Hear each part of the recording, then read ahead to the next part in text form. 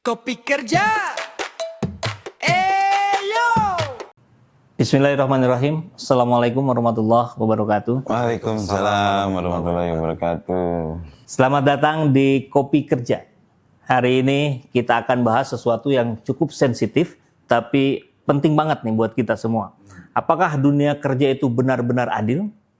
Kenapa ada yang merasa overworked tapi underpaid? Kenapa ada perusahaan yang merasa sudah bayar mahal tapi tetap dibilang nggak peduli? Kenapa buruh merasa ditekan dan pengusaha merasa tertekan?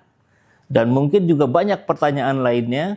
Dan disinilah Kopi Kerja, podcast yang tidak cuma teriak soal keadilan, tapi mencari titik adil. Karena tanpa keseimbangan, industri runtuh, tanpa keadilan, manusia patah, dan dunia kerja butuh keduanya. Sistem yang sehat dan manusia yang berintegritas. Dan terima kasih sudah hadir di sini Abah Ketua DPW PKS Jawa Barat. Ini dikenal apa nama panggilannya, nama sayangnya Abah kan, Abah Iwan Suryawan. Waalaikumsalam warahmatullahi wabarakatuh. Terima kasih juga sudah hadir Bang Kang mungkin ya, karena di Jawa Barat nih konteksnya, Kang Roy Jinto Ferianto, Ketua DPD KSPSI Jawa Barat. Atur nuhun, terima kasih sudah hadir. Ini menarik nih di bulan Ramadan ini kan banyak julukannya Bah ya. Iya. Katanya bulan perenungan, bulan Quran, bulan empati, bulan kejujuran. Nah, jadi kalau kita bahas yang terakhir nih, bicara kejujuran nih ternyata luas Bah ya. Oh, sangat. Jujur tentang melihat keadaan, jujur tentang rasa keadilan, dan ya di saat masih banyak dari kita sudah bisa merasakan berbuka puasa bersama lengkap di rumah, sebagian kawan-kawan kita ini masih harus bekerja di tengah pergantian antara puasa dan berbuka itu. Dan ada yang masih lembur, masih memikirkan upah, kontrak yang nggak jelas. Bahkan mungkin sebagiannya juga takut kehilangan pekerjaan. Jadi malam hari ini kita nggak ingin berdebat, tapi kita ingin bicara secara lebih jujur. Kita mau cari tahu satu hal yang sederhana tapi penting, di mana sebenarnya titik adil dunia kerja kita ini. Agak berat emang ini. Untung udah buka nih ceritanya. Ceritanya udah buka. Lebih dari 21 rakaat. Jadi mungkin dari Abah dulu atau dari Kang Roy, mangga silahkan. Kira-kira apa yang keluhan yang paling sering didengar oleh Abah atau Akang gitu tentang kawan-kawan buruh kita, Bah? Kalau buruh mah dia dong. Iya, boleh. Atau Abah juga sering dengar gitu. Kalau ini kan kalau dalam konteks yang lebih luas ya, Kang. Kalau masalah buruh, pasti dia tidak berdiri sendiri. Dia ada perusahaan, dia juga ada negara dalam satu sisi, atau pemerintah di dalam satu sisi. Pastilah juragan Mayday mau di dia ya ayah baik gitu kan. Pasti berbicara itu. Ketika Ramadan, pasti yang mengumpulkan sebelum bekerja itu THR-nya dulu. Iya. Nah ini kepastian seperti ini. Jadi ketika kita melihat konteks buruh ini memang, saya melihat karena saya juga sebagai wakil ketua DPRD ya, dan sebagai yang aktif di pemilihan kebijakan dan sering didemo oleh Mas Roy dan kawan-kawan ini, walaupun sekarang sih arahnya langsung ke eksekutif, jadi benar. Bahwa kita harus melihat tiga-tiganya gitu kan. Pertama dari sisi buruh, pasti kami harus memperkuat keberadaan dia, hak dan kewajiban, tapi tetap harus dijaga juga. Hampir semua yang masuk ke kami pasti tuntutan bagaimana dia mendapatkan posisi aman, ya, bahwa dia juga terlindungi. Kemudian rumahnya juga aman ketika dia bekerja, ketika dia dapat jadi isi gitu kan. Di sisi lain kalau lihat pengusaha juga kan harus kita perhatikan juga, karena mengambil kebijakan nggak boleh dengdek ya gitu kan, kudu seimbang. Di perusahaan gimana dia juga tetap usahanya lancar, karena ketika dia usahanya lancar maka berdampak pada buruh. Nah, cuma tadi ada titik yang krusial di akhir. Saya rasa Pak Lang Roy juga sepakat tentang kejujuran itu dan keterbukaan tentunya ya. Nah, dalam arti aturan yang berlaku di perusahaan tersebut yang berdampak kepada buruh. Sisi lain adalah sisi pemerintah. Yang ini selalu digaungkan bahwa pemerintah itu memang encan berpihak kepada buruh gitu kan, gitu. Dan ini yang selalu alot di bab ini ya, Bang Lu ya, untuk masuk kepada titik pertengahan di antara pertemuan di antara ini gitu. Dan itu hampir setiap udah jadi agenda tetap aja itu mas selalu muncul dan segala macam. Artinya memang kita masih memiliki PR. Ternyata bahwa apa yang terjadi sekarang memang belum bisa membuat nyaman buruh. Tetapi kami juga harus melindungi bagaimana si pengusaha ini jalan gitu. Nah, kami berharap usaha jalannya pengusaha ini akan berdampak dengan buruh yang nyaman dalam bekerja, tenang dalam bekerja, tidak berpikir, uang duit kurang kayaknya kumaha ya gitu kan. Walaupun itu tergantung pada lifestyle-nya si buruh itu, orang-orangnya kan berbeda-beda. Nah, jadi 3 inilah yang kita sorot gitu Kang, dalam posisi bahwa kalau kita mencari keadilan ya 3-3-nya harus diperhatikan. Tapi memang negara harus berada di sisi yang lain yang harus ngaping kedua-duanya gitu. Jangan sampai ketika kita memberi ruang kepada buruh dinaikkan, tetapi pengusaha jeblok dan sebagainya. Dan ini yang biasa nggak jauh tripartite eta nu dibicarakan.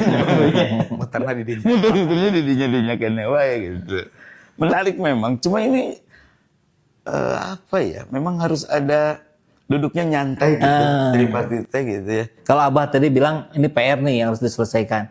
Kan apakah PR ini suatu saat akan selesai atau ini 3 ini nggak akan pernah ketemu sampai kapanpun, pemerintah, buruh, pengusahaan gitu. Ini masalah Pangabutu. Kalau sampai bab ini memang sampai kapanpun tidak selesai. Cuma kan pasti kita harus bersepakat gitu. Oh iya. Ya kan? Bersepakat memandang bahwa ini terpenuhi deh. Tapi dengan terpenuhinya ini tidak mengganggu di sisi pengusaha atau di dua-duanya lah sama. Jadi ketika kebijakan itu muncul, kami berpikir di pemerintah itu pasti harus dua-duanya aman. Walaupun tiap tahun agenda itu ada terus gitu. Ya Bang Roy ya? Ya, Pak Getruknya terus ya. Terus itu. Nah Kang Roy, barangkali gimana nih pengalaman selama, barangkali juga boleh diceritain nih, udah berapa tahun nih di KSPS ini, terus dinamikanya seperti apa? Apakah dari dulu sampai sekarang ini nggak ada perbaikan kah atau sebetulnya ada? Ya, pertama saya dulu mantan buruh dan mantan pekerja sebuah perusahaan, pabrik, dan setelah itu menjadi pengurus di tingkat perusahaan lah.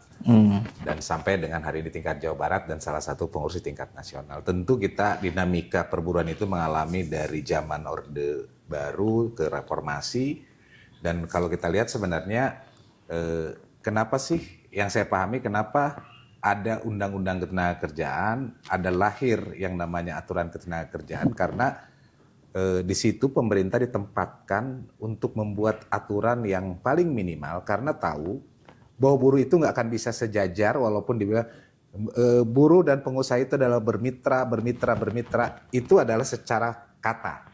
Tapi dalam secara praktek tidak mungkin yang namanya buruh bisa sejajar dengan majikannya. Maka dalam sejarah perburuhan kan adanya kerja paksa, adanya kemudian May Day itu adalah sejarah jam kerja paksa 14 jam, 12 sampai 24 jam sehingga terjadi perlawanan dan sehingga 8 jam kerja. Artinya apa? Bahwa buruh mendapatkan ketidakadilan itu memang sejak dulu kala dan sampai hari ini. Kenapa saya sampaikan begitu? Pertama begini, lahirnya undang-undang itu adalah untuk membuat sejajar. Paling tidak pengusaha itu sudah ada aturan minimal. Jadi yang diatur dalam undang-undang itu semua minimal. Makanya upah minimum, pesangon minimum. Karena memang undang-undang itu disebut memang adalah aturan yang paling minimal. Nah untuk membuat aturan itu di atas, maka dalam perburuan itu disebut dengan namanya ada perjanjian kerja bersama atau PKB. Dalam perjanjian kerja bersama ini yang dibuat oleh masing-masing pengusaha dan pekerjanya. Aturan dibuat di internalnya gitu kan. Makanya konsep buruh itu, kenapa saya bilang saya berani mengatakan hari ini sampai hari ini buruh tidak mendapatkan keadilan, baik itu dalam perspektif kebijakan regulasi maupun dalam pelaksanaan regulasi itu sendiri. Pertama, dalam pembuatan regulasi, kita tahu 2020 ada Undang-Undang Cipta Kerja yang sangat luar biasa, dan kemudian dengan tujuan lahirnya Undang-Undang Cipta Kerja itu kan disampaikan oleh rejim pada waktu itu. Mohon maaf kalau bahasa buruh ada rejim-rejimnya. Harus baca lapangan. Karena memang salah satu filosofi kenapa undang-undang ini adalah untuk menciptakan lapangan kerja dengan memudahkan investasi dan lain sebagainya. Tapi faktanya kan terbalik. PHK dan itu pendapatan negara aja berkurang, dan Menko Menteri Keuangan Pak Purbaya mengakui dengan adanya Undang-Undang Cipta Kerja negara banyak kebobolan karena diberikan kemudahan, diberikan karpet merah terhadap modal tanpa memperhitungkan daripada pertahanan pendapatan daripada negara itu sendiri. Apalagi dengan buruh, karena begitu kita pelajari Undang-Undang Cipta Kerja itu isi hiring, mudah memberhentikan, mudah merekrut. Bagaimana tadi saya sambungkan dengan kepastian kerja tadi, bagaimana seorang buruh bisa tenang hatinya kalau status hubungan kerjanya itu bisa outsourcing seumur hidupnya. Karena dalam Undang-Undang Cipta Kerja itu outsourcing itu dibebaskan, jenis pekerjaan apapun dia mau manajer boleh di outsourcing. Kontrak 10 tahun, 20 tahun boleh. Nah, sehingga kami menilai satu, tidak ada kepastian kerja, job security, kemudian social security, jaminan sosialnya, income security, pendapatannya mengenai upahnya. Itu prinsip yang kami selalu menyampaikan bahwa hubungan kerja itu harus paling tidak 3 ini. Nah, buktinya sampai hari ini kan sudah di MK dinyatakan inkonstitusional bersyarat, harus diperbaiki, dan sampai hari ini akhirnya di puncak kemarin 2024 diputus oleh MK melalui putusan 168, itu harus dibuat undang-undang ketenagakerjaan yang baru di luar omnibus law. Artinya apa? Itu sisi ketidakadilan dalam kebijakan dalam tanda kutip yang tadi sampaikan adalah pembentuk undang-undang. Dalam bentuk pelaksanaan. Saya kecilnya Jawa Barat saja berbicara. Dalam bentuk pelaksanaan lahir PP 49, Peraturan Pemerintah Nomor 49 Tahun 2025 tentang pengupahan. Di situ disebutkan gubernur dalam menetapkan upah minimum dan upah minimum sektoral itu harus berdasarkan rekomendasi bupati wali kota. Nah, kemarin kita berkonflik dengan pemerintah Jawa Barat, dengan Pak Gubernur, dan ya persoalan upah. Saya tidak mengerti apakah Pak Gubernur memang tahu detailnya atau menerima informasi yang tidak utuh. Yang sehingga sampai hari ini persoalan upah minimum sektoral Jawa Barat tidak selesai. Padahal kalimatnya jelas, Gubernur menetapkan upah minimum sektoral kabupaten kota berdasarkan rekomendasi Bupati Wali Kota. Bupati Wali Kota sudah merekomendasikan, tetapi banyak yang ditolak oleh Pak Gubernur. Maka hari ini kita menguji itu di PT Tun, Bang. Kita gugat di PT Tun untuk menguji tentang penerapan pasal itu. Nah, makanya dari sisi pembuatan undang-undangnya kita tidak merasakan keadilan. Setelah undang-undangnya ada, pelaksanaannya juga tidak adil gitu kan. Makanya kenapa konsep adil itu buat buruh itu muncul orang Sunda mah jauh tengah ka langit gitu. Karena buat kita itu adil itu seperti apa sih konseptual adil itu? Karena buat kita aturannya ada pun nggak dilaksanakan, kita yang tetap menjadi korban. Begitu pembuatan undang-undang pun buruh memang dianggap sebelah mata kan gitu. Sehingga kita tahu melihat hari ini ya Jawa Barat, kalau kita lihat potretnya kan industri Jawa Barat itu paling besar se Indonesia. Kedua, investasi terbesar 2025 kalau saya tidak salah hampir 300 triliun itu masuk Jawa Barat, 269 triliun atau 59 triliun investasi yang masuk. Tapi pengangguran terbesar juga Jawa Barat. Kan pertanyaannya investasinya besar, tetapi nganggurnya juga banyak gitu kan. Jadi kemana itu? Apa yang salah kan? Gitu kan? Sehingga kalau kita berbicara dari jumlah pekerja, kita mayoritas, kemudian investasi besar pun kita mayoritas, industri terbesar pun di Republik ini bahkan di Asia di Jawa Barat adanya, karena banyak kawasan industri, dan penganggurannya pun terbesar gitu. Sehingga memang apa ya, kalau buruh itu selalu investasi yang besar itu apakah dinikmati oleh buruh itu sendiri atau calon tenaga kerja? Allah alam, kita nggak tahu itu, gitu kan. Karena perlu tadi kejujuran pemerintah, kejujuran pengusaha dalam hal ketika kan kita ini buruh ini, teman-teman buruh di lapangan ini selalu diajak pengusaha itu ketika susah. Misalkan ada kenaikan BBM, kemudian kayak kemarin COVID dan lain sebagainya. Nih buruh, pengusaha dalam kondisi begini, kita akan mengurangi upah nih, kalian tolong terima. Buruh akhirnya dalam kondisi 2020 sampai 2022, dalam jangka 2 tahun itu upahnya itu 25%, ada yang 10%. Karena dalam ekonomi sedang tidak baik-baik saja COVID. Bahkan setelah COVID 2023 ada dalam rangka pemulihan. Tapi ketika sebelumnya pengusaha itu untung, buruh itu tidak pernah dipanggil oleh pengusaha. Saya untung gitu. Nih, buruh ini kita lagi untung, kita mau kasih bonus. Nggak ada ceritanya. Jadi kalau ke buruh itu, muncul orang Sundama, dongengna kasusah. Jadi tim meeting ngadirikan pabrik, sampai ke 25 tahun pabrik eta, carita pengusaha kepada buruh itu adalah selalu susah. Nggak pernah dia berbicara, kita lagi untung, kalian dibagi bonus akhir tahun, tetapi ketika mau menjelang kenaikan upah minimum kayak tadi Abah sampaikan tadi, setiap tahun agenda buruh, karena mau kenaikan upah, itu biasanya di Agustus, Oktober, November, kemudian September, Oktober, itu pengusaha itu sudah wanti-wanti ke teman-teman buruh, ke anggota SPS yang ada di perusahaan-perusahaan itu, ini perusahaan lagi kondisinya nggak baik-baik saja, ada geopolitik, geoekonomi, ada Ukraina, Rusia, kemudian ada tarif Donald Trump hari ini, bea impor, ini sangat. Jadi mohon buruh kalau kenaikannya begitu. Jadi kita itu diajak berbicara itu oleh teman-teman pengusaha itu ketika memang dia membutuhkan ada kebijakan pengusaha yang menyangkut upah buruh supaya buruhnya nggak teriak gitu. Menyangkut ada yang mau dihilangkan supaya buruhnya nggak teriak gitu. Nah kita menginginkan kalau kita berbicara padahal jelas ya dalam undang-undangnya kita bahwa hubungan industrial itu harmonis, dinamis dan berkeadilan berdasarkan Pancasila kan gitu. Makanya selalu dari dulu kementerian menyampaikan bahwa hubungan industrial Pancasila, saya bilang kalau pengusaha, buruh, pemerintah melaksanakan falsafah hubungan industrial Pancasila itu nggak akan ada perselisihan, nggak akan ada demo. Berarti satu, semua pengusaha itu berketuhanan. Berarti nggak akan ada yang namanya orang bertuhan menyengsarakan buruhnya, nggak bayar pesangon buruhnya kan gitu. Keadilan sosial bagi seluruh rakyat Indonesia berarti nggak akan ada yang namanya diskriminasi yang dilakukan oleh pemerintah, diskriminasi yang dilakukan oleh pengusaha. Nah, kalau jadi kita itu apa ya? Kalau saya bilang terlalu latar dengan slogan hubungan industrial Pancasila itu dikumandangkan terus, tetapi inti daripada Pancasila itu sendiri nggak dilaksanakan, tidak diimplementasikan dalam bentuk hubungan industrialnya. Malah justru dilanggar. Iya, banyak pengusaha yang kabur. Pilot yang kalau kita contoh salah satu, boleh nggak menyebutkan nama perusahaan? Salah satu. Kita sebutkan perusahaan di Jawa Tengah, Pilot.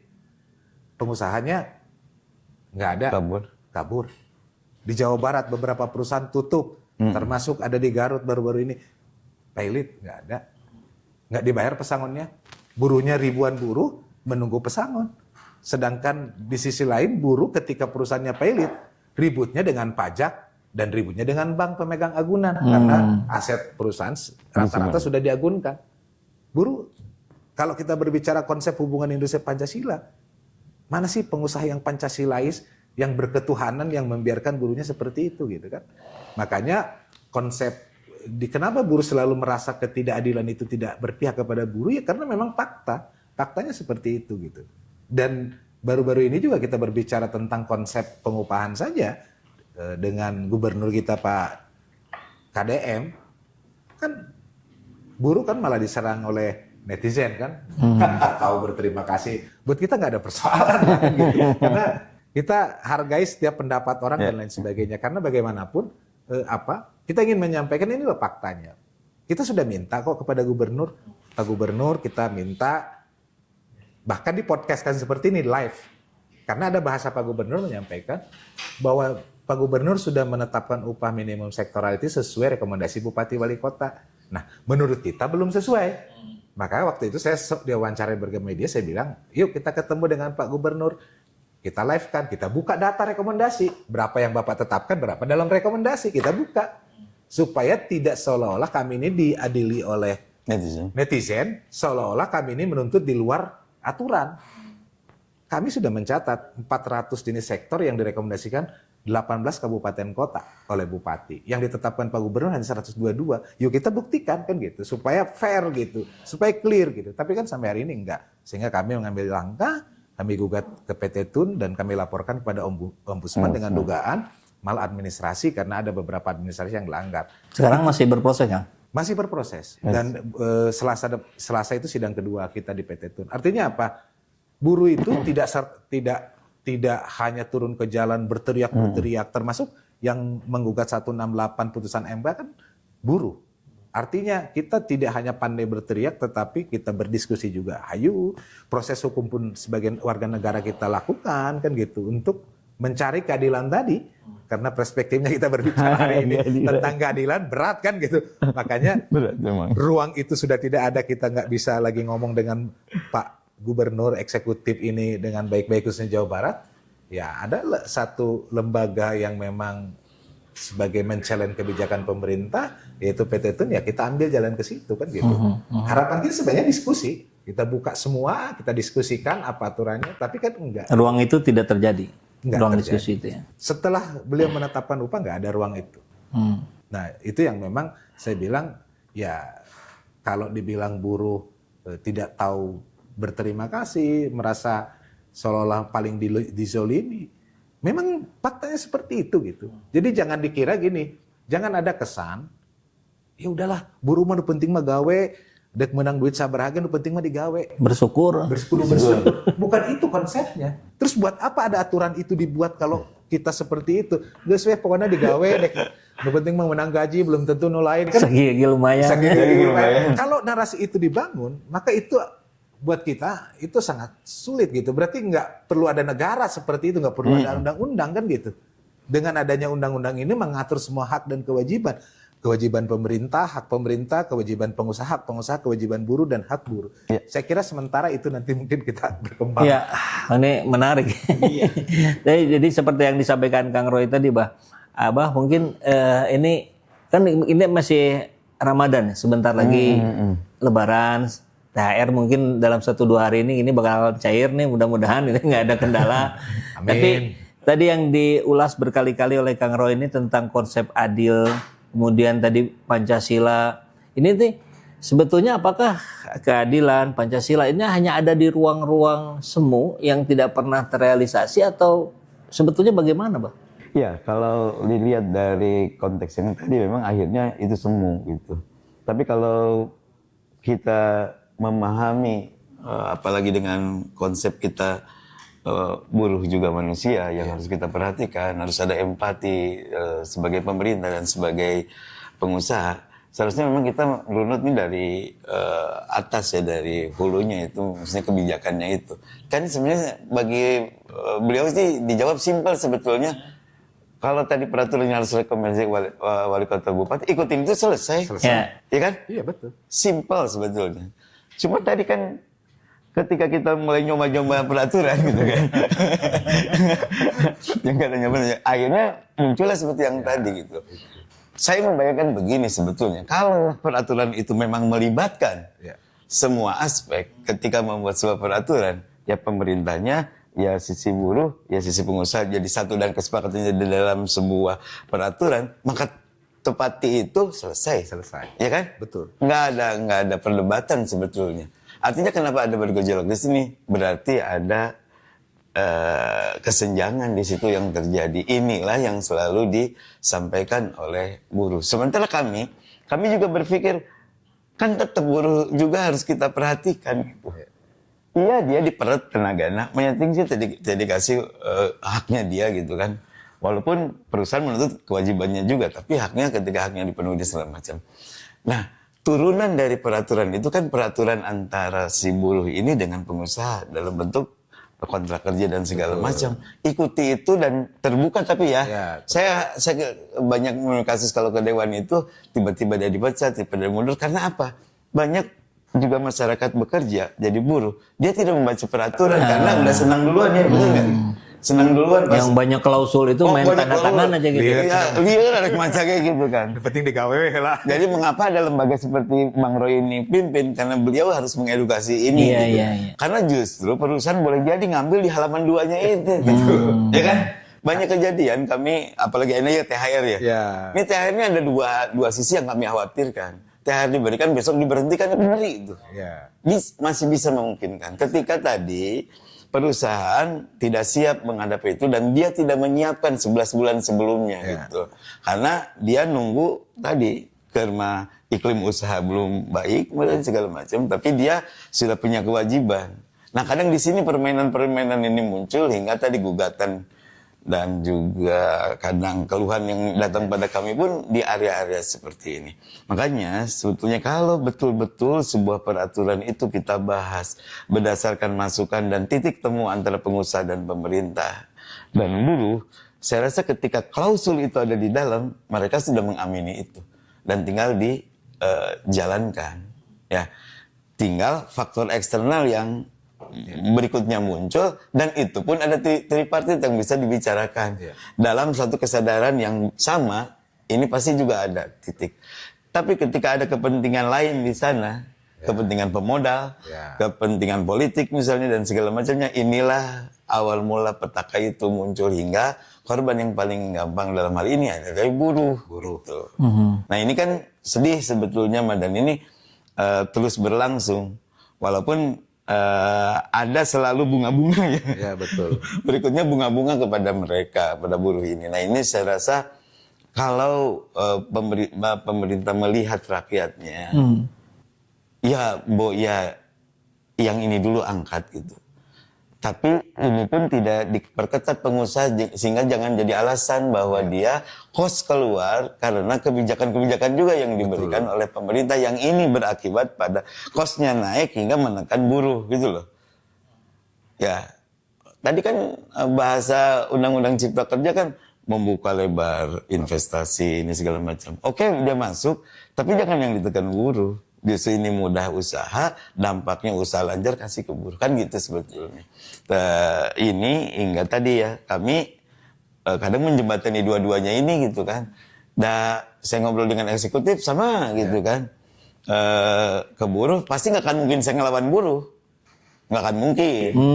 Nah, tapi kan cari titik tengahnya ini yang paling penting. Saya rasa batu turun kesik naik dengan buruh itu bisa sebetulnya. Dan itu peran legislator. Iya, menjembatani fasilitator itu. Pasti kalau beliau datang ke kantor, pasti saya panggil eksekutifnya dong. Ya gimana peraturannya gini, kenapa Anda begini? Kan itu dulu. Betul. Ini tuntutannya seperti ini dan menurut kita wajar. Boleh jadi sebetulnya kalau negonya ketemu ya titik tengah, selesai di sini juga. Bisa, tapi tadi komitmen, jujur dalam menjalankannya. Kemudian apa yang dikatakan, apa yang ditulis, kerjakan selesai. Ya seperti yang tadi Abah disampaikan kan sebetulnya seperti yang sangat sederhana saja ketika gubernur tadi harusnya menyesuaikan, kan berarti ini tidak dilakukan. Nah, berarti apa yang harus diperbaiki di situasi itu gitu? Komunikasi. Antara ya kalau ini kasus yang tadi ya, berarti antara wali kota, bupati dengan gubernur bersama-sama menyepakati. Harusnya begitu. Dengan tadi pertimbangan utamanya adalah rekomendasi gubernur, wali kota dan bupati. Supaya apa? Supaya nyaman nih. Tapi bisa jadi ini walau-walam ya, bisa jadi karena di kota kabupaten juga embung riweuh gitu kan. Emparkeun we kan dinya ada rekomendasi nanti dinya gitu. Akhirnya kewalahan juga kita gitu misalnya. Karena kan hitung-hitungannya juga ada dan segala macam. Nah, ini kadang situasi ini kadang kan datangnya tiba-tiba juga ya. Tapi kalau forum itu dilakukan dan kita taat membangun ini, saya rasa sebelum ada penetapan itu bisa selesai terlebih dahulu. Iya, karena kalau kita dengar tadi ada aturan yang sudah mulai mengarah pada keadilan gitu. Kemudian ada persoalan tadi komunikasi. Ini kalau komunikasinya diperbaiki, aturannya sudah ada kan mestinya Selesai. simple. Nah, bukan tinggal lagi ya. Maksud saya sisi yang tadi kan pasti rekomendasi itu tidak serta-merta keluar. Iya. Pasti di kota kabupaten sudah dibahas. Ada proses gitu loh. Kita juga demikian. Nah, artinya sebenarnya ini udah 90% harusnya 90%. ya. 90%. Ya makanya tadi ngejembatan ini teh ada apa gitu yang sebenarnya tadi tinggal keterbukaan aja kan. Apa ngambil keputusan 112 dengan 180 ya? Yang direkomendasikan 400, Ya. yang ditetapkan itu. 122. Kan itu yang suka jadi pertanyaan kita tuh. Itu padahal kan dalam banyak hal cukup terbuka. Kenapa yang ini tidak misalkan atau Ya itu tadi ya keterbukaan kita, kemudian kita bisa menjelaskan ini kepada teman-teman buruh. Sebetulnya kalau mereka dijelaskan kemana tentang apapun kebijakannya, saya rasa dilibatkan di bidang itu, mungkin mereka juga akan memberikan masukan, masukan yang memperkuat atau tadi win-winnya itu gitu loh. Jangan sampai tadi memang sih akhirnya ya adalah sebuah kewajaran, akhirnya buruh itu bergejolak terus gitu. mungkin Abah perlu WhatsApp Pak Gubernur juga nih diingetin. Sebetulnya harus begitu. Tinggal saya dapat umpannya aja sih. Tunggu umpannya ya. Tapi kalau kembali ke hari-hari Ramadan ini, ada THR apa segala macam. Apakah ini juga akan memicu gejolak perasaan tidak adil di kalangan buruh atau masyarakat pekerja? Katakanlah misalkan hari ini ada pekerja apa ya, saya agak lupa istilahnya ya, digital itu yang Platform. yang apa driver ya segala macam. Iya. Itu kan bakal ada juga THR, bukan THR, apa BHR? Ya, bantuan hari raya. Bantuan hari raya. Yang ada yang dipertanyakan terkait dengan basisnya apa nih, produktivitas apa segala macam. Nah ini juga kan ramai nih di media nih. Kalau dari Abah dulu kira-kira bagaimana melihat ini, Pak? Iya. Ini siapa dulu yang bayar pertama? Bebannya ada di mana? Kalau ada bebannya di pemerintah, pemerintah harus kuat menghitung yang tadi. Itu bukan hal yang mudah. Ketika kemarin demo Agustus ya, Ya, Agustus. akhirnya kami membuat kebijakan untuk sektor informal itu diberikan subsidi kan. Bukan subsidi, apa sih, BPJS atau segala macam yang kayak gitu, pengamanan buat mereka. Itu pun dengan harus ngerontokin dulu anggaran yang ada di provinsi ya, efisiensi. Ini konteksnya konteks Jawa Barat. Ya ini kita Jawa Barat aja deh. Iya, Yang ini misalnya katakanlah kebijakan yang seperti itu ya, bahwa kita mencoba gubernur memperhatikan yang itu, misalnya satu item aja dulu yang kayak gitu. Nah itu kalau posisinya ada di anggaran pemerintah, ini berat. Sebenarnya kan beliau mah pengusaha karena dia berbanding lurus dengan usaha yang dilakukan dan hasilnya kan begitu. Kemudian sisi kebijakan pemerintah di dalam memberikan regulasi kemudahan berusaha. Seharusnya ruang-ruang ini telah diberikan kepada pengusaha agar apa? Agar si buruh bisa terpenuhi dengan ruang ini. Nah, ketika si pengusahanya main-main, nah disitulah titik konflik yang tadi disampaikan oleh beliau. Keur susah di bejaan, keur untung cicing wae, gitu kan. Padahal kan sebuah kebahagiaan ketika mungkin keberkahan bukan perusahaan itu, ketika mendapatkan suatu keberkahan dia berikan juga kepada buruh, mungkin dia akan lebih tenang dalam bekerja. Dia trustnya dia kepada pengusaha itu muncul hingga angges diding nyaman. Nah, sampai ada kalimat itu kan sebetulnya kita bidik hingga kumaha orang ojok-ojok pengusaha itu dengan itu. Nah, kan memang kalau lihat dari sisi aturan dan kita terutama tadi aturan ketenagakerjaan memang keseimbangan antara pemerintah dalam ini memainkan antara pengusaha dan buruh ini harusnya juga harus seimbang gitu. Akhirnya condong tingkat pengusaha kelihatan banget gitu. Padahal ini rakyat yang terbanyak ada di buruh. Nah ini harusnya pada titik mana dan disepakati oleh para pengambil kebijakan di tingkat buruhnya itu. Mungkin beliau juga sudah punya analisa-analisa yang tinggal dikombinasikan dengan analisa yang dilakukan oleh pemerintah provinsi. Mungkin ya titik itulah yang kita sepakati. Dan itu mah menurut saya seharusnya itu yang simpel dilakukan, tetapi itu menjadi susah gitu loh. Hingga tadi tetap tidak berpihak ke blok buruh. Dulu waktu saya di Bogor juga sampai kitanya yang ikut demo ke DPR RI coba anggota dewan sama buruh. Anggota dewan demo ke Demo ke DPR. DPR RI, tapi bareng dengan buruh naik terus gitu. Ya udahlah ini yang bisa dilakukan barangkali begitu. Ya. Kan kami juga ingin dipercaya juga oleh mereka kan. Nggak mau kami juga berada di pihak yang memang itu udah buruh manggas gawe tidak dibayar kan, Iya, gitu iya, kan iya. wajib dibayar. Tapi kalau tadi cerita tentang pengusaha yang cerita ke buruh saat susah saja itu kan barangkali menjadi bagian dari karakter juga, Abah ya. Oh iya. Dan karakter kita juga mungkin ya. Ini kalau sudah ada orang yang nggak lama nyapa, kemudian tiba-tiba WhatsApp kan langsung curiga gitu. Ada apa ini? Jangan-jangan bener. Kang Haji, udah ini. Ada yang mustahil. Tapi Kang Roy, kira-kira yang disampaikan oleh Abah ini kan tentu hubungan Kang Roy dengan PKS katakanlah ya, baik di Jawa Barat maupun di level di nasional terjalin kan. Iya. Nah, apa yang dirasakan nih oleh Akang dengan kawan-kawan dari anggota DPR dari PKS gitu? Iya, saya banyak komunikasi sejak saya di Cimahi dulu pertama kali dengan Mas Anggi ya.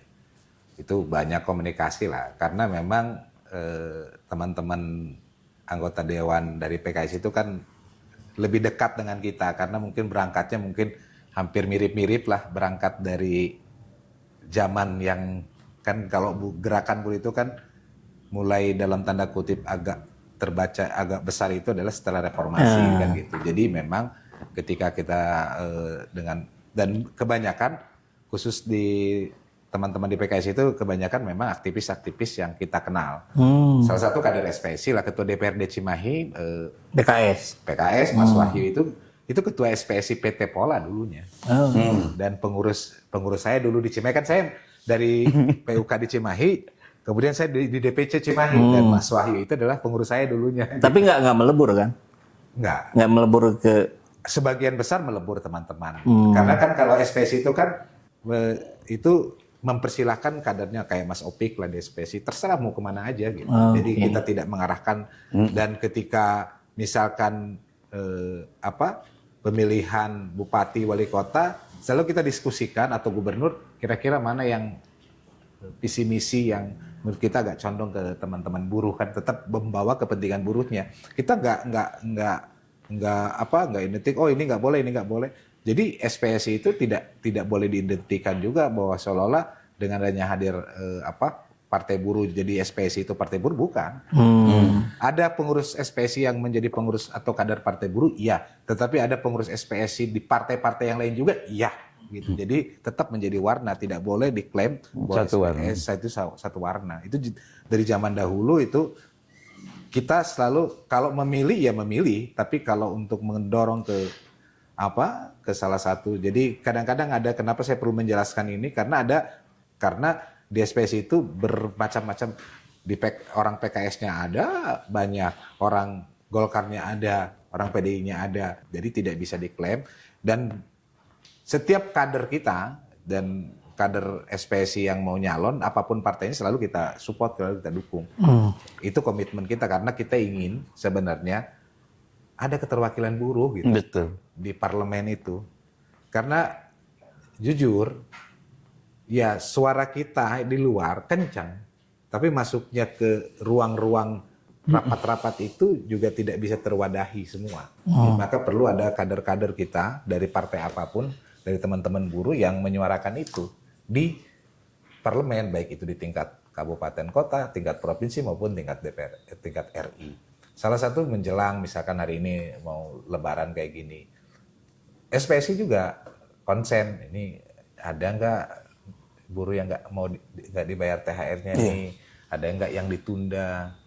Nah sebenarnya kan pemerintah kalau pengusahanya terbuka, pemerintahnya terbuka, saya kira nggak ada persoalan gitu. Jadi ketika kayak hari ini ada muncul di satu perusahaan di Sukabumi, udah bertahun-tahun kerja, informasinya mereka buruhnya demo sampai udah berapa hari karena THR-nya hanya mau dibayar 900.000, padahal aturannya 1 bulan upah. Jadi sudah di penghujung mau puasa, ini kan udah mau menjelang-jelang 2 minggu lagi lebaran, kemudian ada kejadian seperti ini, dan kita tidak tahu ke depan kondisinya di Jawa Barat seperti apa. Tadi Abah menyampaikan sebenarnya kayak teman-teman di ojek online atau di informalnya di industri disebutnya dulu itu platform digital, startup itu sebenarnya kan sampai hari ini kenapa mereka bantuan hari raya, karena kan belum jelas apakah mereka pekerja, pekerjanya si aplikator atau bukan, atau kemitraan. Maka sebenarnya tadi Abah menyampaikan ada bantuan sosial, bantalan yang diberikan oleh Pemprov Jawa Barat melalui DPRD Jawa Barat sebenarnya hanya kemanusiaan saja. Ya. Hanya misalkan jam sosteknya udah di-cover oleh APBD Jawa Barat misalkan.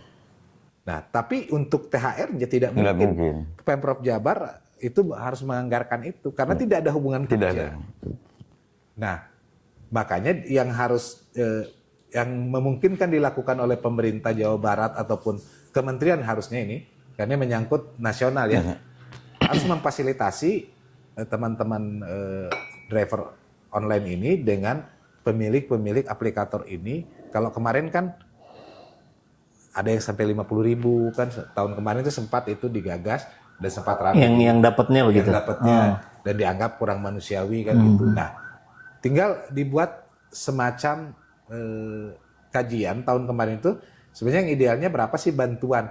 Kan kalimatnya bantuan. Kalau terminologinya bantuan dalam tanda kutip nggak bisa dipaksakan orang membantu kan gitu. Bukan pemenuhan ya. Bukan. Kalau pemenuhan harus terpenuhi. Ini Makanya bantuan saja. Makanya kita ini kan kayak bantuan sosial kan. Ya gimana nggak bantu? Ya gimana? Misalkan, oh ini nggak kebagian. Ya APBD-nya nggak sanggup untuk membagi ini kan gitu. Betul. Nah makanya kita masih berbicara tentang bantuan. Beda loh kalau berbicara jaminan sosial. Jaminan sosial itu konstitusi mengatur bahwa itu kewajiban konstitusi negara. Maka mau tidak mau wajib. Kalau berbicara bantuan, maka itu akan berbicara selama-lamanya itu tidak akan bisa memenuhi kebutuhannya. Dan berapa standar bantuan ini? Kan nggak bisa juga ditentukan, apalagi aplikator swasta. Maka harus dibuat itu kesepakatan, misalkan yang apa sih penilaiannya, kondite kerjakah, kemudian apa, sehingga masing-masing bisa mendapatkan berbeda dengan alasan, dengan penilaian yang wajar gitu. Tetapi kalau misalkan bagaimana Pemprov Jawa Barat untuk yang secara negara juga tidak punya kewajiban untuk memberikan THR terhadap teman-teman di itu karena bukan tidak ada hubungan kerjanya kan gitu. Nah, justru tugas pemerintah adalah hanya memfasilitasi saja, memastikan agar kalau ada bentuk regulasinya itu bantuan diawasi supaya ini teman-teman driver online ini bisa mendapatkan bantuan THR. Ya paling yang bisa diberikan oleh Pemprov Jabar menurut pendapat saya adalah ya mungkin bantuan sosial semacam sembako mungkin yang banyak hari ini beberapa pihak memberikan bantuan terhadap teman-teman ojek online gitu. Dan itu menjadi tugas pemerintah Jawa Barat. Kalau ada anggarannya silakan saja kan gitu. Cuman kan yang saya baca-baca berita kan udah Jawa Baratnya udah minus katanya anggarannya udah pinjam ke BJB 2 triliun untuk pembangunan kan gitu. Ya sebenarnya ya kalau kita berbicara ini kan sebenarnya tinggal konteksnya apapun kebijakan pemerintah itu khususnya yang menyangkut tentang hubungan industrial ini ujung-ujungnya dampak pasti buruh. Contoh tadi mengenai aturan upahnya. Itu sudah jelas, sanksinya ada. Tapi kan ketika pengusaha ini melanggar kan dalam tanda kutip pemerintah enggan menindak pengusahanya. Karena? Ya, mereka menganggap kalau ditindak, kalau perusahaannya tutup, terjadi pengangguran dan lain sebagainya kan. Kalau menurut saya itu alasan klasik gitu. Kalau kita berprinsip, berpikirnya seperti itu sering kita sampaikan. Ini sudah terjadi kenapa sih ada sanksinya, nggak bayar upah sesuai dengan upah minimum itu pidana, undang-undang cipta kerjanya tertulisnya jelas ini. Ya kalau kita tegakkan itu ya pengusahanya tutup dan sebagainya. Ya kalau begitu ya berarti pengusaha ini akan melakukan pelanggaran, pengusaha-pengusaha lain akan melakukan karena nggak akan juga ditindak. Ya buat apa ada aturannya gitu. Jadi sebenarnya ini yang membuat kenapa selalu memang di stigma masyarakat buruh ini sedikit-sedikit demo. Iya demo. Sebenarnya mereka tidak paham bahwa buruh itu ditindas kayak yang hari ini minggu kemarin terjadi lah di Sukabumi, satu perusahaan di Sukabumi Garment demo gara THR. Pasti masyarakat masih syukur dibayar 800.000 kan gitu. Kalau kita berbicara bersyukur, ya bersyukur mereka mendapatkan pekerjaan. Tapi itu bukan haknya segitu. Gitu. Aturannya ada. Ada. Negara sudah membuat aturan paling minimal THR itu 1 bulan upah. Sudah dibuat dan sanksi bagi pengusaha yang tidak menjalankan ada. Tapi begitu terjadi pelanggaran dalam tanda kutip Dinas Tenaga Kerja dan lain sebagainya pengawas enggan menegakkan itu dengan alasan ya udahlah buruh harus bisa nerima. Jadi buruh lagi kudu korban gitu kan. Buruh daripada mau dia ditindak ya jadi pengangguran gitu kan. Dan hal-hal seperti ini yang menjadi persoalan yang terus secara kontinu dari masa ke masa, dari rejim ke rejim, pemerintahan ke pemerintahan nggak selesai. Karena satu, law enforcement kita itu lemah. Dalam penegakan apapun gitu. Oke. Kita banyak bikin aturan, tapi banyak pula kita pelanggaran aturan itu kita biarkan. Apakah itu jadi persoalan yang dianggap paling krusial bagi kawan-kawan buruh atau ada hal lain yang lebih krusial lagi? Kita menghargai dulu waktu Undang-Undang Cipta Kerja Omnibus Law itu lahir, kita menolak, tapi ketika disahkan dan kemudian ya hanya tersisa PKS yang menolak pada waktu itu, karena saya sempat beberapa kali Zoom meeting kan gitu, bolak-balik ke TBC Matupang. Sampai di tengah jalan, DPP. ya kita masih ini kan, dari yang tadinya 2 menjadi 1, tinggal tersisa dan akhirnya sah dan ditandatangani presiden. Ya kita karena undang-undang ini sudah jadi sebagai negara hukum kita akui, ya udah jalan undang-undang itu, tapi kita gugat gitu ke MK baik secara formil material, kita menghormati gitu kan. Nah, dan teman-teman pengusaha kan ketika undang-undang itu dinyatakan masih berlaku, kencang kan, harus dilaksanakan begini. Tapi begitu putusan MK kita 6168 kita yang dimenangkan, bahasa pemerintah dan bahasa pengusaha kan agak berbeda. Kalau pengusaha mintanya jangan dilaksanakan dulu putusannya karena udah mendekati. Secara logika gitu pemerintah termakan, mana mungkin, kan saya juga orang bodoh gitu, putusan MK itu erga omnes, begitu diucapkan seketika berlaku gitu. Tapi ada pemikiran-pemikiran pengusaha untuk ditunda dulu gitu. Dengan alasan karena situasinya sedang tidak baik-baik saja, ekonomi sedang. Jadi ada pengecualian hukum itu gitu. Jadi itulah mengapa saya bilang sampai hari ini, detik-detik hari ini bahwa hukum itu tidak adil buat kaum buruh, memang itu faktanya gitu. Atau secara mayoritas kepada masyarakat secara umum yang paling lemah, yang paling marginal, hukum itu mungkin tidak bisa diakses. Oke. Tapi buat yang mempunyai kekuasaan atau dia mempunyai kekuatan finansial, hukum itu gampang dapat diakses gitu. Berapa banyak kejadian buruh demo kemudian terjadi kriminalisasi? Berapa banyak laporan buruh yang melaporkan kepada penegak hukum yang ditolak karena dianggap tidak cukup bukti? Tetapi begitu pengusaha yang melaporkan walaupun tidak ada bukti atau hanya dugaan tapi diproses. Nah, ini kan ruang-ruang ketidakkeadilan ini buat kita aktivis itu kita merasakan gitu. Jadi bukan hanya kita bercerita tentang oh ini begini, kita fakta-faktanya ada, bukti-buktinya ada gitu. Makanya ya salah satu tadi Abah menyampaikan kan punya tinggal komunikasi. Iya. Kalau Pak Gubernurnya mau duduk misalkan kita buka, kita komunikasi, kita fair, kita buka, tapi kan enggak. Tetapi narasi yang dibangun adalah sudah sesuai aturan kan gitu. Jadi apa ya? Di mana letak kalau kita berbicara keseimbangan gitu? Kan kita tinggal mendiskusikan Pak Gubernur ini rekomendasinya. Contoh kita setback ke masalah upah. Kemudian yang Bapak tetapkan ini SK-nya sekian. Kami ingin tahu kenapa ini nggak ditetapkan? Apa alasannya? Kita perdebatkan secara argumentasi, secara ilmiah. Kan jelas kan? Kalau bahasa PKS mah tabayun katanya. Tapi kan begitu itu setelah ditetapkan enggak. Kemudian narasi yang di luar kan berbeda kan gitu. Jadi sebenarnya ini yang menjadi tantangan buat teman-teman buruh ke depan kan gitu. Makanya ya mungkin nanti ke Abah mungkin kita dalam waktu dekat soal juga berkeluh kesah lah ke anggota dewan, ke DPRD kan gitu. Karena apa?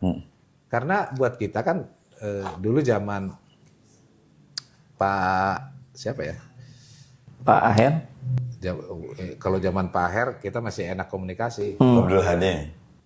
Pak Abdul Hadi. Baru. Nah, Pak Abdul Hadi saya paling sering komunikasi dulu. Ya. Karena memang beliau di Komisi 5 kalau Komisi 5, ya. wakil ketua kan. Kalau zaman Pak Aher kita ribut Selesai. Kang kumaha beres. Sakieu naikna, sakieu ya guys. Demo tetap ada. Demo tetap. Ya. Tetapi biasanya ada komunikasi. Oke lah. Begitu demo beliau belum bisa nerima, besoknya misalkan diundang kita ngobrol, diskusi naon sih masalah ini. Bahkan ada sejarah waktu itu saya dengan beliau itu memutuskan kenaikan upah minimum telah diputuskan. Tapi tiba-tiba setelah SK itu keluar, muncul kebijakan kenaikan BBM di bulan Desember. Kita rame pada waktu itu, akhirnya di Pakuan kita diskusi dengan Pak Gubernur Pak Aher pada waktu itu. Saya sampaikan, Pak Gub, ini begini. Ini harus direvisi SK-nya karena belum mempertimbangkan dampak kenaikan BBM. Karena bagaimanapun upah ini kan berlaku tahun depan. Nah, dampak kenaikan Terasa BBM langsung. 9 bahan pokok. Akhirnya dibuat pada waktu itu rumusan. Akhirnya malam Natal gitu. Ya, Kang Roy, nanti ya, pokoknya sebelum malam Natal, apapun yang saya putuskan, terima ya. Terima. Siap, salaman. Itu saya masih kena ini. Artinya konteks kebersamaan dalam membahas antar itu bisa terjadi sebetulnya ya? Bisa. Dengan kondisi yang seperti tadi gitu loh. Dan itu berapa kali kita? Menciptakannya. Goodwill lagi balik. Goodwill ya. Goodwill deh. Dan Mungkin belum punya nomor WA Kang KDM? ya memang Nanti dikasih sama Abah. kalau Ya. sebenarnya kita melalui komunikasi sebelum ada aturan PP 49 itu kita ketemu di Pakuan. Saya udah sampaikan Pak Gub, nanti sebelum penetapan kita ketemu dulu untuk teman-teman buruh ingin menyampaikan dinamika perkembangan di kabupaten kota sebelum Pak Gubernur mengambil keputusan. Oh nggak apa-apa, tapi dengan Apindo, mohon mangga tripartit supaya masing-masing pihak menyampaikan, nanti Pak Gub tinggal memutuskan.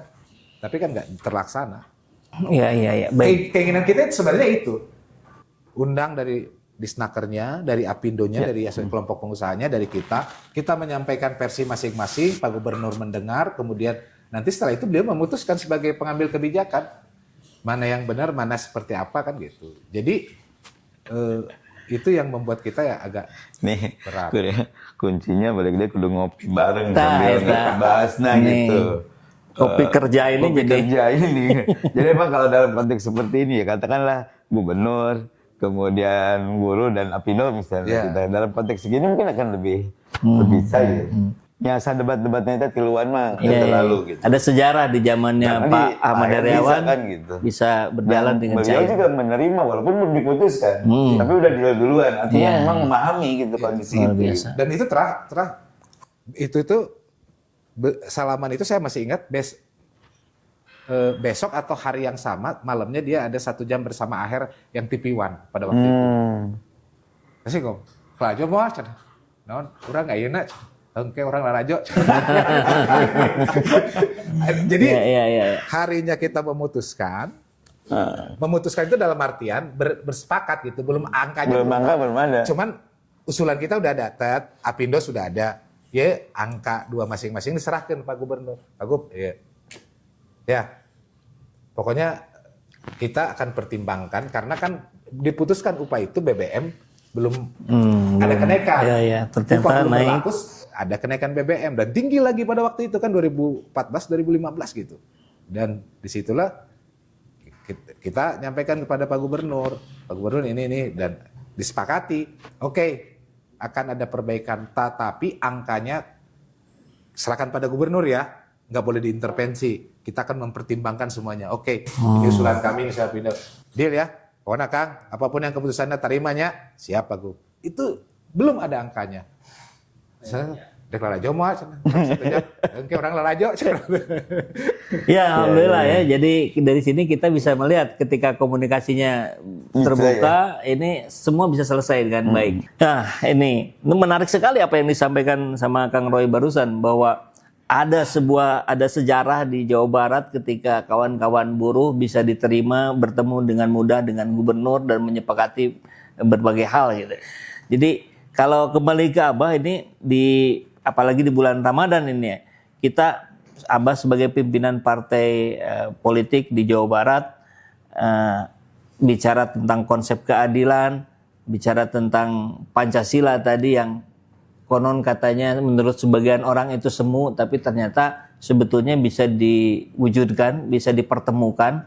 Ada sejarah Kang Aher barusan yang mengingatkan kita bahwa oh ternyata persoalan apapun kalau komunikasinya terbuka semua bisa diselesaikan. Bagaimana Abah melihat ini sebagai pimpinan PKS Jawa Barat? Ya, Ibro dari perjalanan apa yang dilakukan ini ternyata kan tadi ya sebagai seorang pemimpin harus punya goodwill, harus mendengar. Kemudian juga empati muncul. Empati. Perkara nanti diterima dan segala macam ketika didiskusikan dan dipertemukan semuanya, saya rasa pasti ada titik temu dalam konteks itu. Dan itu pernah terjadi, artinya kan demikian.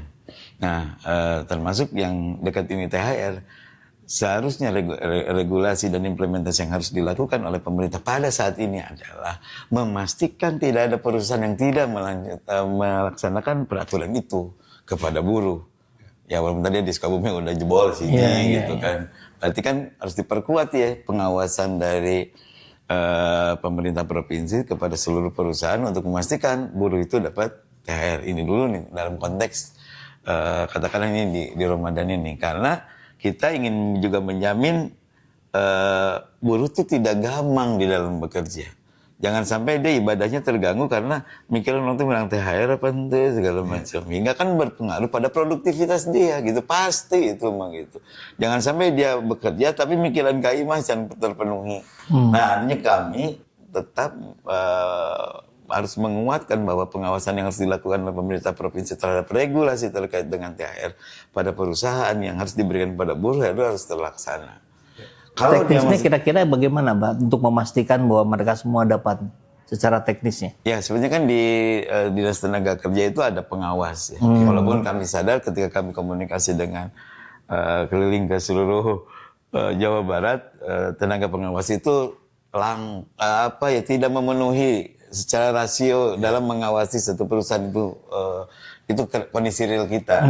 Ya, ketika kita ini beban satu pengawas itu yang itu harus menginginkan sekian puluh perusahaan, padahal kan berat satu ini. Ditambah kalau insentifnya nggak ada dan ini anggaran yang nggak ada itu makin mudah sekali dipatahkan oleh pengusaha sebetulnya. Dari situ aja udah kelihatan sebetulnya. Makanya kami selalu mengatakan itu kuatin pengawasan. Kalau punya fasilitasnya oleh kita agar dia tidak mudah gitu. Dia berpihak pada aturan yang berlaku antara perusahaan dengan buruh. Nah ini yang menjadi konsen kita ya tentunya lewat teman-teman kami di Komisi 5 ya. Di situ ada Bu Siti Muntaman salah satunya sebagai wakil ketua.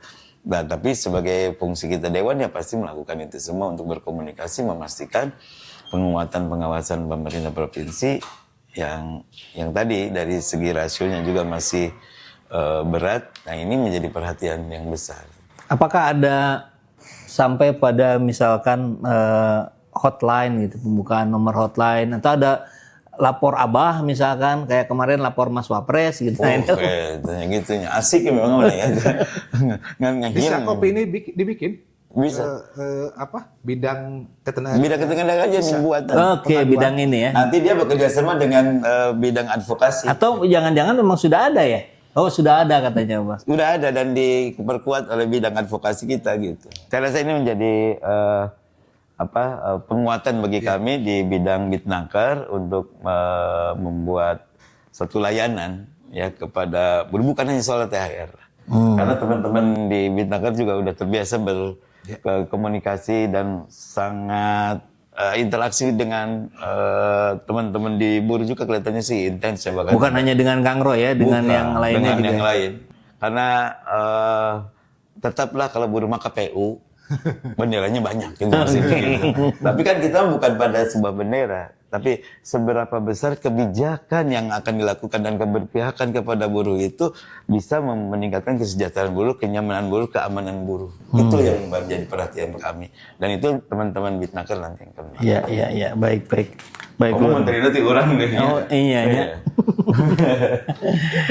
Baik, ini untuk terakhir nih, sesi terakhir kita, mungkin Kang Roy barangkali bisa menyampaikan satu pesan lah untuk pekerja dan keluarga pekerja untuk di Ramadan kita kali ini nih, dengan beberapa persoalan yang ada di depan mata. Ya, dengan kalau kita menyikapi kondisi hari ini tentu kondisi yang agak sulit buat teman-teman buruh dan juga buat organisasi buruh ya. Karena dalam waktu dekat, ya jujur saja amanah putusan MK kan Oktober harus ada undang-undang baru. Sedangkan Oktober tahun ini.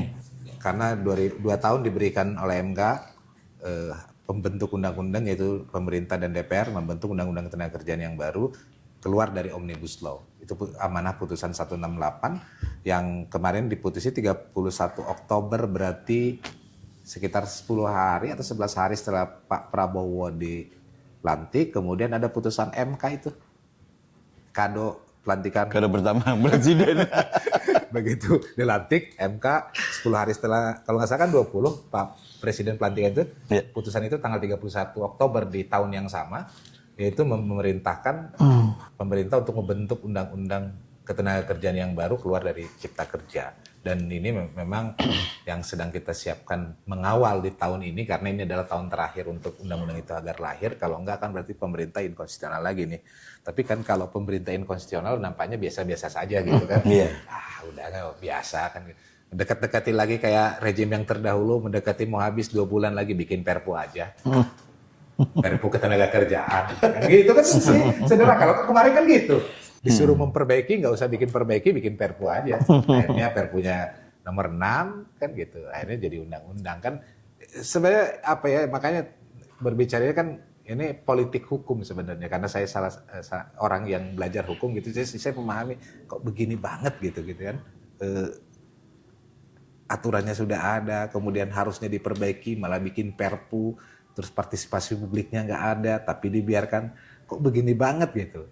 Ya wajar, kelompok masyarakat, citizen law, itu akan terus berbicara, masyarakat ini akan terus melakukan, oh ini pemerintah mengkritisi dan lain sebagainya, karena memang pemerintah memberikan ruang-ruang itu semua. Ya mungkin hari ini, ya kalau kita keluar dari konteks misalkan persoalan perburuhan, kan ramai hari ini berbagai pemberitaan kan mengenai kebijakan pemerintah yang berkaitan dengan pendidikan kan gitu. Tentu kami dari Serikat Pekerja akan terus konsisten gitu, dari kelompok buruh akan terus konsisten untuk mengkritisi kebijakan pemerintah. Tentu mengkritisi kebijakan pemerintah itu dalam konstruktif, yang bagaimana agar ketika memang pemerintah buat kebijakan itu, ajak buruh, kelompok masyarakat yang akan terdampak terhadap kebijakannya itu, ajak ngobrol dulu gitu. Supaya misalkan kayak di Jawa Barat nih, mau bikin perda ketenagakerjaan, ya kita minta tolong kepada Abah, ajak kelompok buruh untuk memberikan masukan apa yang perlu diberikan masukannya gitu. Supaya nanti ketika lahir perda itu buruh nggak terkejut gitu kan. Tiba-tiba ya aturan kia kan gitu. Itu sama dengan Omnibus Law kemarin. Tiba-tiba bikin dan disahkan. Ramai di paripurna. Jadi waktu kita untuk berjuangnya udah nggak ada kan gitu. Nah, sekarang juga seperti itu nanti di Oktober kan gitu. Jadi kita berharap buat teman-teman buruh dimanapun dalam menjelang dalam bulan Ramadan dan menjelang Idul Fitri, yang pertama atas nama organisasi buruh tentu mengucapkan selamat menjalankan ibadah puasa. Dan ketika ada persoalan, misalkan ada kawan-kawan buruh mendapatkan perlakuan yang tidak adil, misalkan khususnya mendekati hari raya hari ini THR, bisa melaporkan ke kantor Dinas Tenaga Kerja setempat dan atau ke kantor DPC KSPSI. Dan juga ada kita kan kalau di SPSI itu di tiap perusahaan itu ada anggota kita, kalau itu pasti udah terkontrol gitu kan. Atau kalau podcast ini ada ininya bisa melalui podcast ini nanti untuk menghubungi, kita sama-sama mengadvokasi gitu. Oke, dibukalah karena seluas-luasnya. Karena dulu kita melakukan itu bekerja sama dengan teman-teman instansi yang lain. Ada yang ngadu di sini karena dekatnya dengan misalkan di teman-teman PKS ngadu ke sini, kemudian dari teman-teman PKS nyampaikan ke kita, ini ada buruh, kita advokasi bareng-bareng kan gitu. Maksudnya karena pelanggaran itu kita tidak bisa pungkiri tidak akan terjadi. Karena ritme yang saya analisa dari tahun ke tahun, ratusan pelanggaran pengaduan tentang THR itu selalu disampaikan kepada Disnaker, yang tidak dibayar, yang dipecat sebelum hari raya. Kan banyak modus. Ini mau hari raya nih, besok mau puasa, habisin dulu kontraknya supaya dia nggak dapat THR. THR-nya seminggu lagi mau pembagian THR, 2 minggu sebelum hari raya, putus dulu kontraknya, nggak usah bayar THR-nya. Jadi banyak modus yang dilakukan oleh pengusaha dalam rangka mensiasati.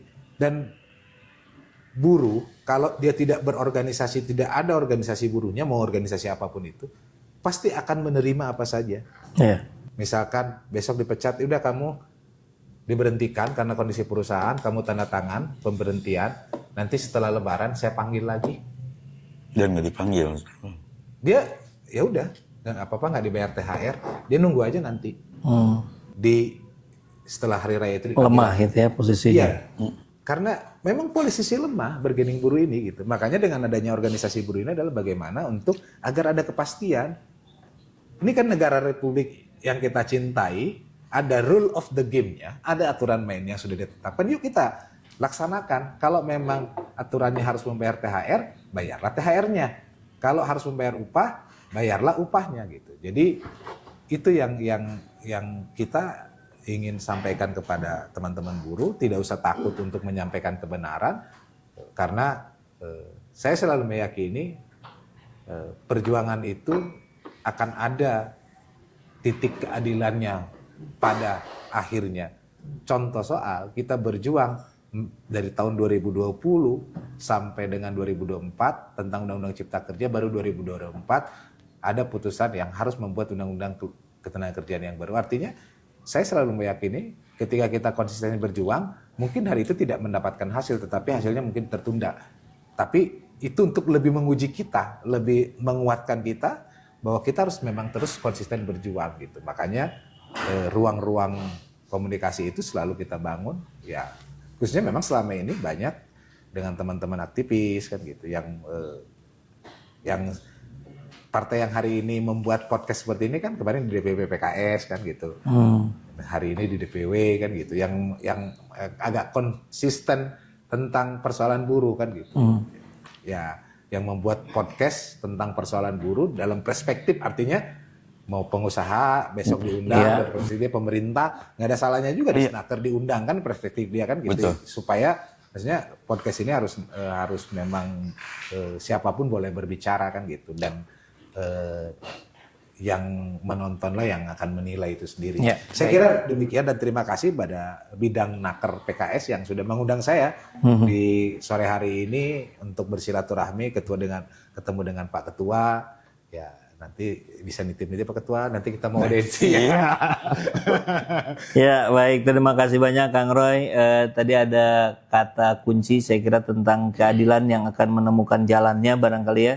Kalau mungkin orang bijak bilang ya akan ketemu jalannya lah ya di bagaimanapun. Nah, apa yang disampaikan Kang Roy barangkali mungkin bisa direspon oleh Abah, sekaligus sekalian pesan-pesan Abah untuk keluarga-keluarga di Jawa Barat untuk terhadap persoalan ini tentu ya, terkait dengan bagaimana keluarga kita, dunia usaha dan konteks negara ini, Pak. Ya, adanya bidang tenaga kerja di PKS, wabil khusus di DPW PKS Jawa Barat, ini adalah satu upaya kita sebagai sebuah perhatian kepada masalah-masalah ketenaga kerjaan. Ya baik buruhnya, kebijakannya, baik pengusaha dan segala macam. Artinya keberadaan kami inilah sebagai respon dari hasil apa yang telah di lapangan, ketemu dengan beliau-beliaunya seperti Mas Roy, Kang Roy ini di lapangan, hingga memang ini ada dengan segala fasilitas bidang yang ada. Tentunya dengan masukan yang tadi disampaikan Kang Roy dan apa fenomena yang terjadi di pemerintahan terkait dengan mulai dari kebijakan, implementasinya, pengawasannya dan segala macam. Ini menjadi perhatian yang serius bagi kami ya, dan nyambung kita dari DPP dengan ini menjadi sesuatu yang tidak terpisahkan lah. Betul. Sebagai sebuah empati kita di dalam membahas masalah perburuhan ini, dan ini yang terus kita kaji dan terus akan mendapatkan masukan-masukan gitu, karena kami rasanya buta kalau tidak mendapatkan nasihat masukan dari semua pihak ya. Hingga keberadaan Bitnaker ini akan semakin menguatkan support kepada baik ke buruh, ke pemerintah dan segala macam pada konteks kebaikan gitu. Nah itulah kenapa terkait dengan masalah-masalah ini pun baik bagi keluarga, buruhnya sendiri dan pengusaha dan pemerintah, satu hal yang harus kita kuatkan adalah mari kita ciptakan trust. Ini kunci utama kita, trust. Bagaimana jangan disuruh buruh aja terus trust kepada pengusahanya dong, tapi juga pemerintah trust juga kepada buruh, buruh juga trust pada pemerintah. Ketika kita ini saling percaya, tidak ada dusta di antara kita, maka tidak ada akan pelanggaran di sana. Dan perjalanan menuju inilah yang kita sedang akan bangun.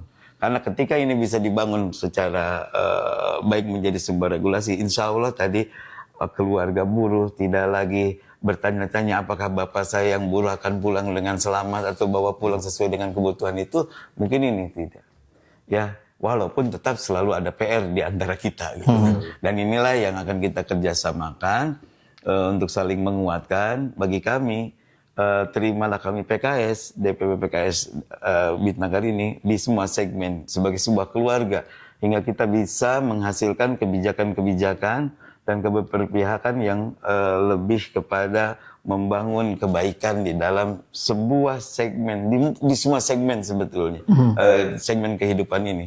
Mulai dari kebijakan karena kita sudah ada juga yang di pemerintahan, sudah ada di kader kita juga ada di semua masuk. Artinya kita bagaimana ini hadir memberikan kebaikan di dalam semua aspek, mulai dari kebijakan sampai dari hulu ke hilirnya gitu. Nah ini yang terus kita olah insya Allah. Baik, mudah-mudahan menjadi kebaikan yang terorganisir, Abah ya. Nah, amin. Baik, terima kasih banyak. Ramadan mengajarkan kita bahwa keadilan bukan soal belas kasihan, tapi soal tanggung jawab. Semoga ke depan dunia kerja kita bukan hanya produktif, tapi juga manusiawi dan berkeadilan. Saya Saiful Zaman pamit, terima kasih sudah menyimak Kopi Kerja. Assalamualaikum warahmatullahi wabarakatuh. Waalaikumsalam.